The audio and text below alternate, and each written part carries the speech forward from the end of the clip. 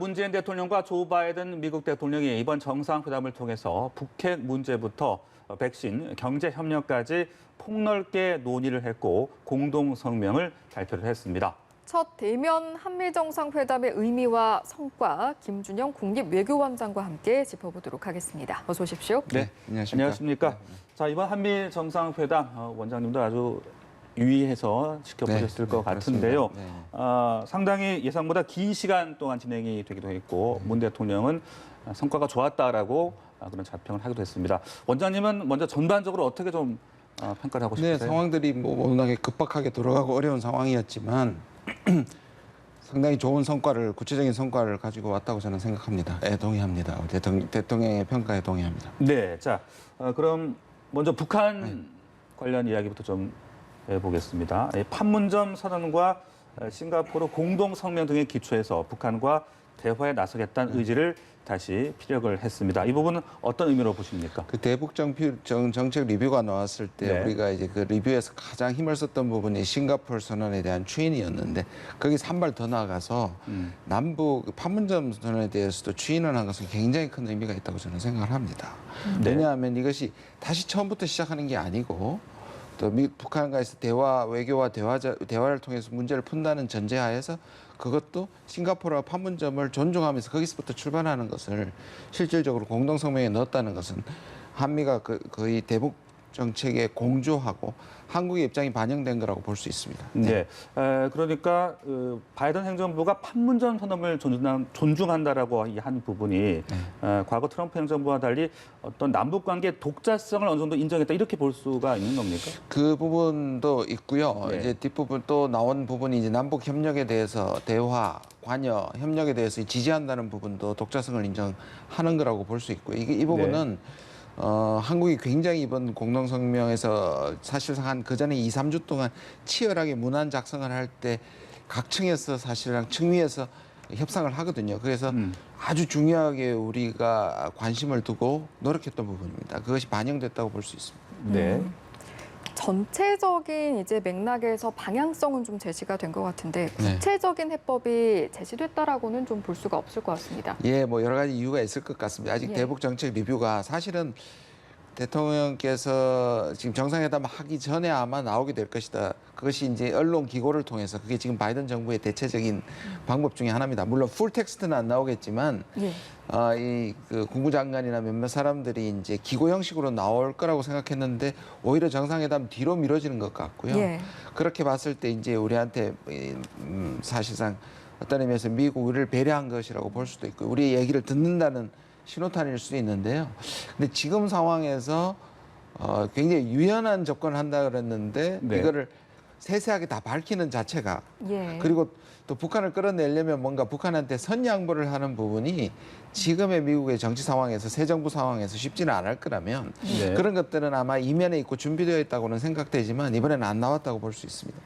그렇다면 지금 이제 판문점 선언과 싱가포르 공동성명의 존중에 대한 것들은 재확인을 하고 큰 방향의 그림은 그려 나간 건데 이걸 통해서 좀 북한을 잘 끌어낼 수 있을까에 대해서는 어떻게 바라보세요? 그러니까 이렇게 볼 수는 있겠죠. 뭐 객관적으로 본다면 북한이 원하는 방식의 수준의 만큼은 소위 말하는 불쏘시개가 여기는 담기지 않았다. 뭔가 북한을 현장으로 끌어낼 만한 정도의 인센티브나 유인 조건은 없지만 그런 것들은 차후에 마련이 될 것이라고 저는 생각을 하고 그러나 북한을 자극하고 오히려 대화의 문을 닫았다든지 그런 부정적인 부분에서 선을 그어버린 그것을 피했다는 점에서 그런 의의는 있는 것 같습니다. 네. 자, 그리고 이 SNS를 통해서 문재인 대통령이 성김 대북특별대표 임명 발표란 깜짝 선물을 받았다라고 밝히기도 했습니다. 이게 성김 대북특별대표의 임명도 상당히 좀 의미가 있다라고 볼 수 있을 것 같아요. 저도 조금 사실 놀랐는데요. 사실 기자회견장에서 바로 발표하는 것도 그렇고 그 전까지 예측이 뭐냐하면 인권특별대표는 임명하겠지만 대북특별대표는 임명하지 않을 가능성이 굉장히 많았거든요. 그런 외교가의 소문들이 있었고요. 근데 사실 그거는 북한한테 좋지 않은 신호입니다. 왜냐하면 인권 문제는 따지면서 북한을 전담하는 부서에 중요의사를 하지 않는다는 것이 북한한테는 부정적인 신호로 갈 수 있었는데요. 이것이 이제 해소가 됐고요. 또 성김이라는 분이 아까 우리가 지금 싱가포르 얘기를 했는데 싱가포르와 그러니까 트럼프 정부 하에서도 북한 대화를 이끈 사람 중에 하나이기 때문에 그 연속성의 의미도 있고 한국말이 워낙 능통하기 때문에 이 부분에 대해서 북한과 통역이 필요하다는 것도 상당히 중요한 부분입니다. 이 부분도 네. 대통령께서 지적을 하셨죠. 네, 북핵 통이기도 하고 네. 말씀하신 대로 협상 과정도 잘 알고 있고 네. 상당히 익숙한 인사라고 볼 수 있잖아요. 네. 게다가 기자회견에서 공개를 한 사실 그 자체도 의미가 있을 것 같아요. 예, 그렇습니다. 네. 맞습니다. 그게 이제 북한한테 바로 서프라이즈로 이렇게 신호를 주는 거기 때문에요. 네네. 그리고 이 부분도 좀 여쭤보고 싶은데요. 북한이 대화 조건으로 제시한 것은 대북 적대시 정책 철회에 대한 부분인데 여기에 대한 언급은 또 없지 않았습니까? 이런 부분은 예. 어떻게 작용을 할까요?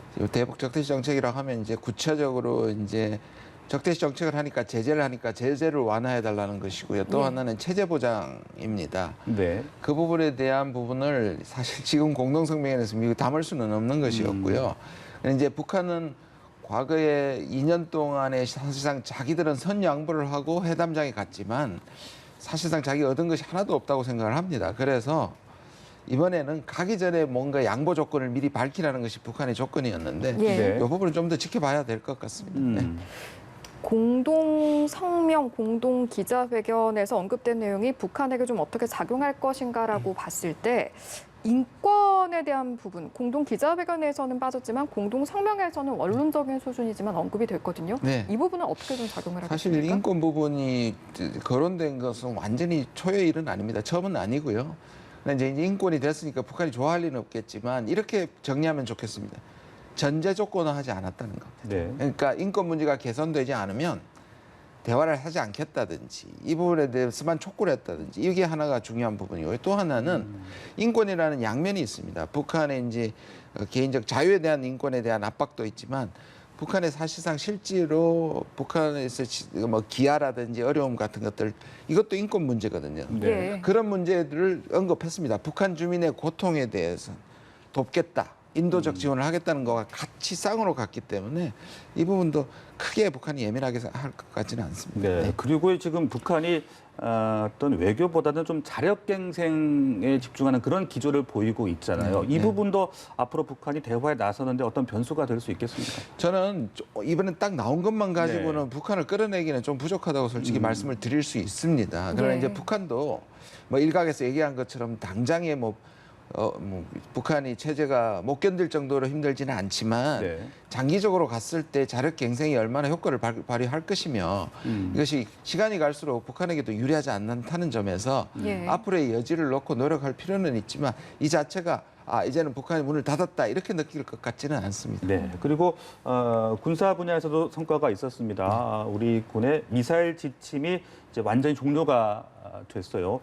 미사일 주권을 회복했다 이렇게 볼 수 있는 겁니까? 굉장히 중요한 부분이라고 네. 생각합니다. 그것이 또 갑작스럽게 무기부터 주어졌다기보다는 사실 문재인 정부 처음부터 지금 계속 중량 제한 철폐하고 민수용 같은 것도 철폐하면서 이번에 완전히 말소를 한 부분이기 때문에 네네. 예. 꾸준한 노력이 결실을 맺은 부분이고 말씀하신 것처럼 사실상 우리가 가지고 있는 미사일 주권은 북한이 저렇게 이 전략 미사일을 개발하고 있고 또 일본을 생각할 때도 우리가 상대적으로 봤을 때 이 미사일 능력은 굉장히 발전시켜야 될 부분이거든요. 네네. 또 우주 기술과도 연결이 되어 있기 때문에 예. 이 부분은 굉장한 큰 성과라고 저는 생각합니다. 네네.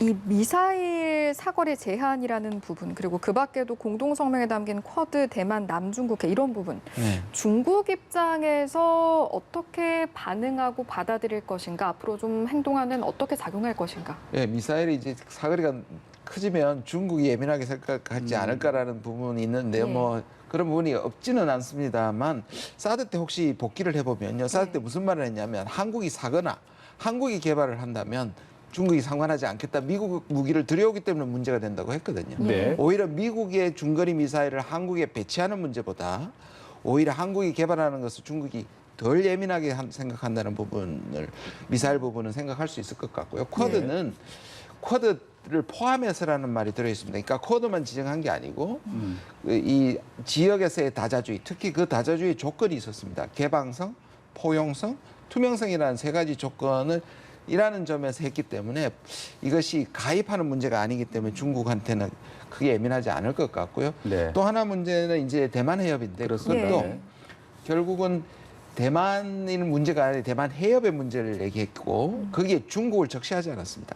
이 부분에 대한 뒷얘기를 좀 말씀드리면 미국은 쿼드에 대한 4개국을 적시하기를 원했고 중국을 적시하기를 원했습니다. 예. 그 부분을 한국이 사실은 타협해서 이 부분을 가져온 것이기 때문에 원론적인 수준이라는 면에서 역시 지금 중국의 좀 우파적인 그러니까 네. 중국 그 민족주의적인 성향을 가진 매체들은 조금 예민하게 생각하지만 네네. 공식적인 방문은 생각보다 차분한 것 같습니다. 예, 뭐 앞서 짚어본 내용들도 있지만 뭐 반도체, 신기술 분야, 기후 문제 이런 부분에 있어서 연계를 구축하는데도 다소 경계심은 조금은 드러내는 것 같거든요. 중국 언론들을 보면. 그렇죠. 중국이 근데 지금 전방위적으로 사실은 미국이 압박을 받고 있는 네. 상황에서 한국이 적어도 어느 정도 다른 국가들보다 상대적으로 중국에 대해서 상당히 배려하는 부분에 대해서 사실 중국은 생각할 필요가 있고요. 또 중국이 과거에 사드 문제 때문에 한국을 너무 밀어붙이는 것 때문에 사실 너무 미국 쪽으로 밀어버렸다는 자체 반성이 좀 있거든요. 그런 네. 부분에서 저는 이 정도면 네. 충분히 우리가 중국을 배려하고 타협해냈다.